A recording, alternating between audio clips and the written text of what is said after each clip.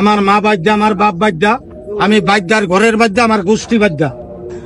তাই যদি বাদ্যা মনে করে ঘৃণা না করেন, আমি আজকে এখন ঈদ উপলক্ষে একটা বোনাস দিয়ে যাব। বোনাস একটা গাছের নাম বলে দেবো, গাছটা আপনাদের সবার বাড়িতে আছে। আমি নাম কইলে আপনারা চিনবেন। বাংলাদেশ কোনো বাদ্যা কয় না। আমি আজকে বলে দেবো, কেন জানেন? আমি একটা নাম্বার দিয়ে যাবো। গাছটা খাওয়ার পরে যদি আপনার মরা গাছে ফল ফটে, মরা নদীতে জোয়ার আসে, পুরুষের ক্ষমতা পাওয়ার দেখাইতে পারেন, তাইলে আমার ঠিকানা 2-1টা রোগী দিয়েন। এই যে আমার দাবি দাবি দাবি, যদি আল্লাহ শান্তি দেন তাহলে আমি যোগাযোগ পাবো না। কথা বলেন, আরে কথা কন না কেন? এই দেখেন, এই যে এই ধরে ফেলা, এই যে।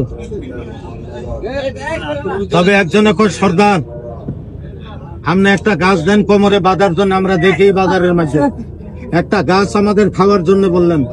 আমরা কি গাছটা খাবো তুমি নাম বলে দাও, উপকার পাইলে আমরা তোমার ঠিকানায় যোগাযোগ পাঠাবো, রুগী পাঠাবো, আমরা যাব। তুমি গাছটার নাম বলো, আমি আপনাদের দোষের গোলাম। যদি সবাই অনুমতি দেন, আমি নামের আশায় গাছটার নাম বলে দেবো। আচ্ছা, আপনারা কি শুনবেন গাছটার নাম?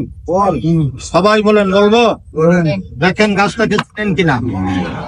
এই যে গাছটা খাবেন নিয়া যারা বেশি শেয়ানা চালাক লোক, আমার মতো বাদ্যার কাছে ঠকতে ঠকতে জীবনে ঠাকুর হয়ে গেছেন, আজকে গাছটা খাই একটু প্রমাণ করে দেখবেন বাদ্যা ঘোষ থেকে সবাই বাটপার না 2-1টা অরিজিনাল আছে। না থাকলে বাংলাদেশ পুলিশ প্রশাসন বাদ্যার ঘুষতে দেশে রাখতো না। 2-1টা আছে মনে করে। আবার এক বাদ্যার দ্বারা 10 বাদ্যার কলঙ্ক হয় না, কি বলেন? এই গেছে বাজারে যারা ঘরের সামনে যাচ্ছেন, রোদ্র তো এখানে বলছিলাম। আচ্ছা, আমি কি বলবো গাছটার নাম? ইনশাল্লাহ মার কসম দিলাম, আল্লাহর কসম দিলাম, গাছটা খাবেন তারা কিছু দুর্বল 100 বছরের বৃদ্ধ লোক। আজকে একটু প্রমাণ করেন কত পাওয়ার আল্লাহ গাছের মধ্যে রাখছে। আমি বাদ্যা বেঈমান, গাছ বেঈমানি করবে না। দেখেন গাছটাকে চিনেন কিনা।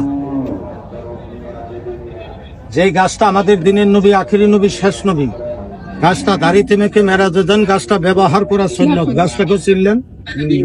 ধন্যবাদ। মেহেন্দি গাছটা আপনাকে এলাকায় নাই।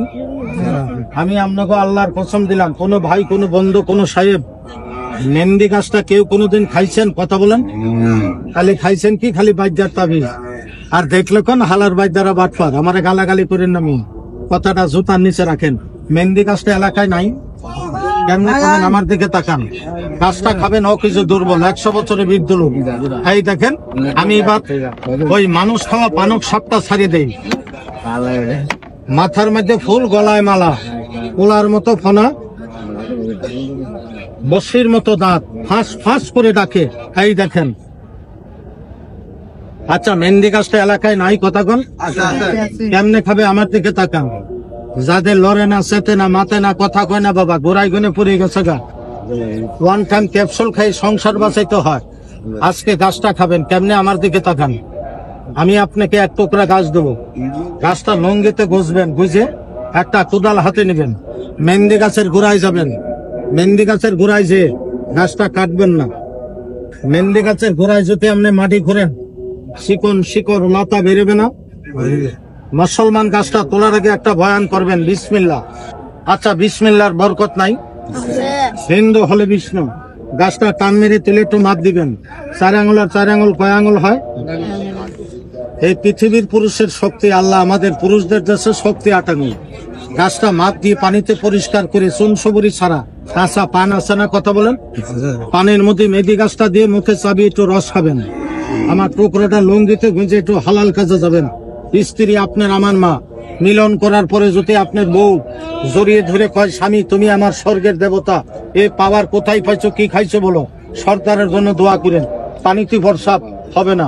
কঠিন কোমর ব্যথা কোমরে, ছেলেবেলে বিছনার মতো গলায় দিয়েন।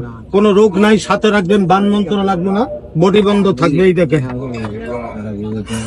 আওয়াজটা বোঝা যায়? পাইছেন আওয়াজটা? আমি একটু বাঁশি বাজিয়ে জাগ্রত করে। আমি একটু বসো আম্মু, এই বসো, ওদের বসো।